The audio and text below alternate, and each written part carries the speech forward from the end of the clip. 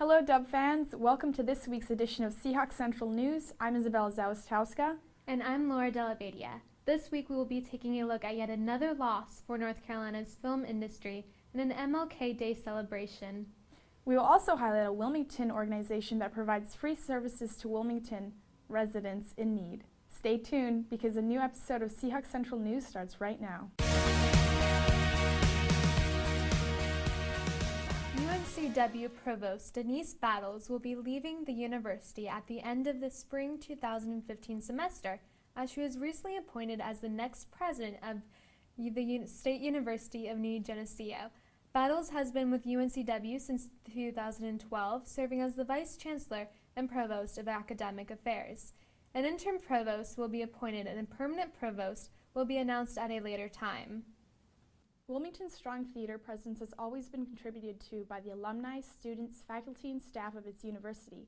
A slew of UNCW community members received recognition from Star News' annual Wilmington Media Theater Awards. All nominations are based upon recommendations from theater experts from local theatrical companies and critics.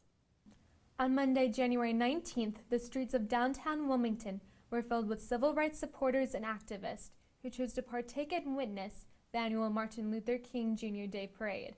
Participants started to line the streets around 7:30 in the morning.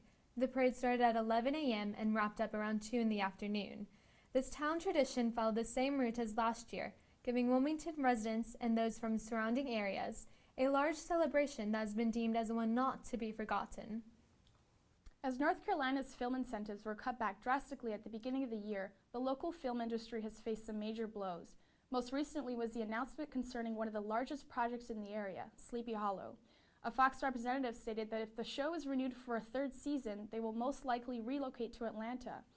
This announcement has sent many Wilmingwood residents and those who work for film companies in the areas into quite a worried state.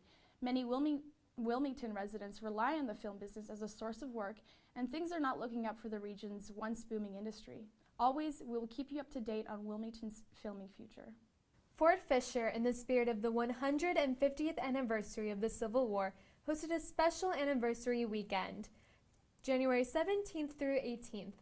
The sesquicentennial celebrations featured reenactments, speakers, vendors, music, and more.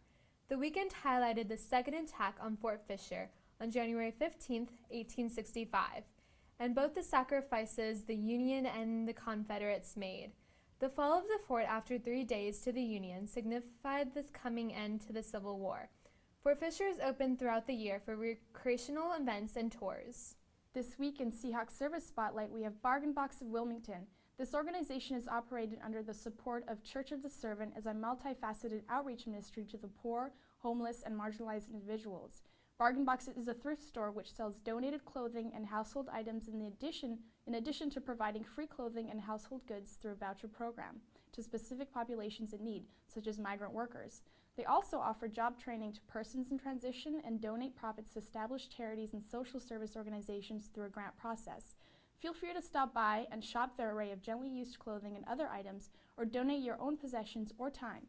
You can find out more by visiting www.bargainboxilm.org.